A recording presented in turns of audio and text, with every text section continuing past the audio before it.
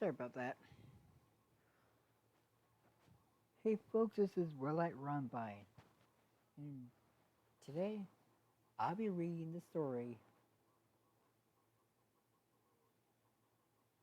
Winter Storm Izzy. Though here is a bear way. Hello, ladies and gentlemen, welcome to Winter Storm Izzy, written by Storm Luna. Chapter 1, Izzy's Wintry Mayhem.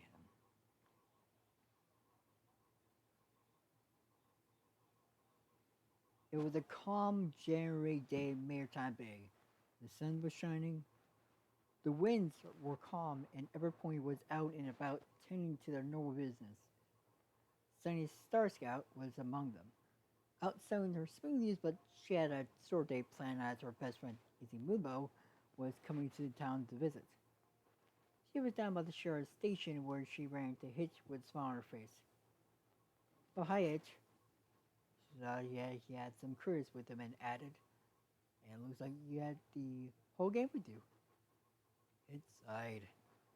"I know, they won't just leave me alone. It's like, it's like I'm a magnet for them." He paused for a minute before writing. "So, what's up?" Therefore, "Oh, just selling some foods before Izzy gets here. You know how she is. She wants us to go have fun the moment she gets here." Nova was staying in the area and chimed in. "Well, that boy is trouble. The tribes may get along, but I still don't trust those unicorns." Sunny glared at him.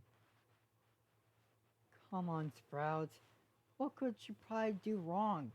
If I need to remind you, she'd help get that trolley back on the tracks that you knocked off with that thing you stole my house with." This was one thing that Maritime Bay had not forgiven for him and still doing his face from time to time. Not only did he destroy Sunny's house, but that unicorns helped restore some things to normal. He rolled his eyes and sighed. "Ugh, must everybody run your bat?" He commented. "You know, Sprout, you caused a lot of damage with that thing. Ponies aren't going to forgive you anytime soon." He then turned to Sunny. "So, what do you have planned?" Sunny became sad. "Well, we planned on visiting my dad's grave before." She became more enthusiastic. "I'm going to do some of my dad's old books and artifacts. I'm going to get Izzy more interested in ancient Aquatian history." For his good reply, ponies began running and Chili knew they wouldn't begin to blow. Sunny's eyes grew wide as she asked, "What in the world is going on?" The ponies continued to stampede to the south end of town as clouds were rolling from the north and something that Maritime Bay almost never saw begin to fall. Snow. Hitch gasped. "What the? It's almost never snows here in that one. It's never that cold here." Then they then heard them singing. Gotta be my storm, gotta be storm, gotta be storm." They all knew the sort of singing the moment they heard it. Shit gasped. "Is he? Is that really Izzy?" Sam replied, "It is, but why would the storm be coming to her?" Scarlet commented, "I told you that those people can't be trusted. She probably created is going to frizz us all." Sprout then took off to the south while the other two waited by the sheriff's station waiting for Izzy to arrive. Once she got into the center of town, a full-blown blizzard had arrived with ice-cold winds. Izzy's horn was glowing bright as she embraced Sunny. "Hi, Sunny. Do you like it?" It's and Sunny both were in a state of shock that Izzy would ask such a question about something so unnatural. He goes, "No, let's get inside where it isn't so cold." He then turned to Izzy and yelled, "And don't bring us inside with you." Izzy powered down her horn and the three raced inside. Once they got inside, he gave her a glare. "Izzy, why will you bring us still with you? And more importantly, How do you even create it? Izzy laughed. Well, it is Jerry, and I thought you guys could use a taste of bridalwood weather. Izzy sighed in frustration. Izzy, I know you like it though, didn't mean any harm with this, but this town is not prepared for this kind of cold. Pipes will be bursting all over town before too long. Izzy felt truly bad for what she had done. She apologized. Oh no, I didn't know that would happen. I'm so sorry. I did want to know something else from Boston. So, where was that buried in snow? Izzy got a ship his grandma first. Well, I walked in the areas of our heights and they got buried. Luckily, nobody knew it was me though. He put his hook to his face. You know, only Brightwood is prepared for this kind of weather. The parts probably busted just ours was. Sonny asked, Izzy, do you know how to stop the storm? Can you just fire some magic from your horn and end this? She looked outside and saw that there was near zero visibility and probably at least 6 inches of snow. She added, and the sooner the better. Before Izzy could respond, there the pipes burst in the sheriff's station, where Pitts groaned. Oh, great. The pipes burst. He turned to Izzy and added, and after you and the storm, you're going to use the match to fix every single burst pipe in Maretime Bay and then pass us to the town. As Izzy head outside, the winds became stronger and they picked her up and threw her off to the south. Alongside her was the town's trolley. The same trolley that she had hoped get set back on the track. Once Izzy landed, she got behind a building, played up her horn and said, hope this works. Izzy then fired a bulb into upwards, sidewards. Cloud storms began to subside and ultimately for the skies to clear and the wind stopped. Izzy looked around and took in everything that she was responsible for. She saw that there was at least a foot of snow in some areas, but then the snow began to melt right quickly, which led to another problem: flooding. She held her head low and sighed. Why did I do this? Why did I think this would be any fun at all? She didn't cast a nurse spell that surrounded the town and caused the water to evaporate rather quickly.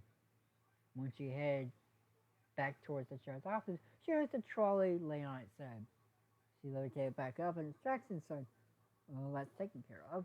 Now for everything else. Once she returned to the sheriff's station, she found Hitch and Sandy standing outside. Both gleaners. Hitch asked, Izzy, could you go in there and take care of those pipes? The water's already an inch deep in there. Izzy headed in there and was able to fix the pipes and blow away the water.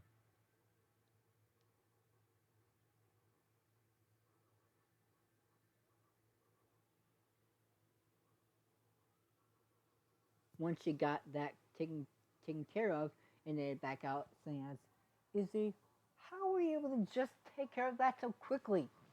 You did like it was when 18 Corsair would call your special talent.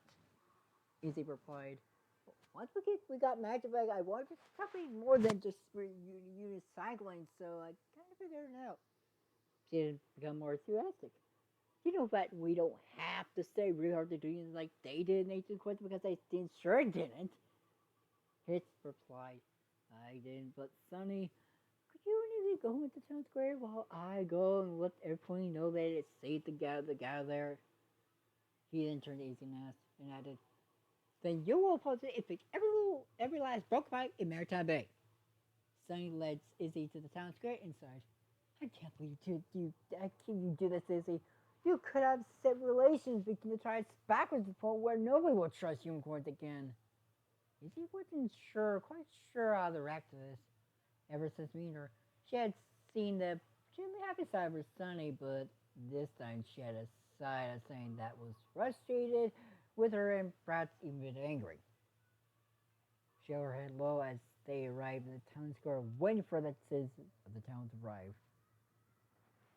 Once everyone gathered in the town square, Hitch headed to the center of it and said, It is alright, Pony. The storm has been taken care of, and as you can see, the snow and flood waters have been taken care of. He then turned to Izzy and asked, "Is there anything you'd like to say?" Izzy stepped forward and nervously held her head up and began. "I'm sorry, Pony. I didn't mean that for it to happen. I just thought it would be fun for you guys to experience the same type of weather, Jerry weather we do in Briarwood." So I was in the crowd and yelled, "I knew you'd go for nothing but trouble. I knew this was a whole friendship thing." He cut him off. Sprout, just let Izzy finished. Izzy continued, "Please don't do this. Please don't hold this against any of the other unicorns. They didn't even know about me going to do this."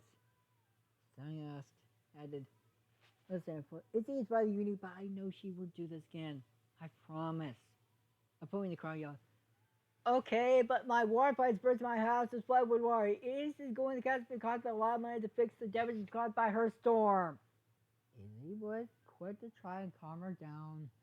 "Look, we had a similar problem in Charlotte Station, and Izzy had his strange magic. She fixed pipes and took care of the water, and I told her that for doing this, she has to fix everybody's pipes to get rid of the water." Sandy added, "Ed Pony, where's your host if your pipes burst and Izzy will come take care of the problems?" A large majority of the community raised their hoods and sang things. "Well, Izzy, it looks like you're going to be busy for a while." Izzy nodded and then began to go and take care of all the problems she had caused. She could feel a great amount of anger from many of the citizens, but she was thankful that she fixed the problems she caused, and even more thankful that she could so easily do so. One mayor even asked for her if she was to move to Maretime Bay to take care of things like this, since it was so easy for her. 4 hours later, Izzy had righted all the wrongs she had caused and said, "Well, Sonny, everything is taken care of." Sonny replied, "Oh, good. But now we're going to Zephyr Heights, and there you will do exactly what you did there. You will apologize, fix things, and hopefully convince the Pegasi that none of the other girls were behind this." His added, "And I'm thankful if I go with you, this will be easier." He then turned to Sprout and added, "And Sprout, I'm gone. Please don't try and start a war." Sprout grumbled, "Okay, oh fine." The three then took off towards Zephyr Heights so that Izzy could do the same for them that she did Maritime Bay, convincing the Pegasi that the unicorns were behind it was a bit more simple until Queen Haven was able to convince everyone that Izzy did indeed do this alone and that no unicorns were involved. After fixing everything in Zephyr Heights, the two headed to Briarwood, which was covered in snow like it always was in January. Izzy sighed. "I'm sorry too. I didn't mean to cause so many problems." Izzy replied, "You see, I'm not going to say it's a key, but think of it as a learning lesson for you. You had a lapse in judgment, and then you learned from it." His then added, "I'm sure the historians will want to remember this event." He then picking up, "I would call this winter storm Izzy." Izzy protested, "But then everyone will remember for all the wrong reasons." Sunny tried to reassure her, "Izzy, it won't be so bad besides. As long as there is never another winter storm Izzy, history won't portray you as so bad." Izzy replied, "All right." She then became a bit happier and added, "How about I take you to Apple Brittles and treat you to something for causing so many problems?" And yes, and the two agreed. "Let's do it, let's go." This was something that Izzy was going to try and keep secret from Apple Brittle and the other unicorns, because while the Vegas and Earthworms did forgive her, she knew that those of her own bird tribe may not do so easily, since it could have easily set relations among the tribes backwards and maybe cause them to lose their magic again. Well,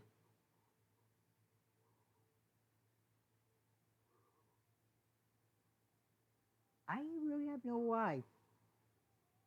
Izzy, don't do this again. Okay? Never, ever do this again.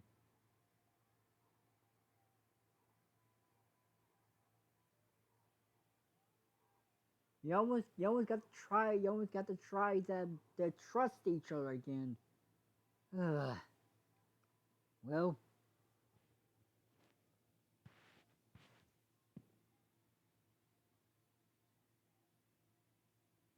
I hope you have a wonderful day.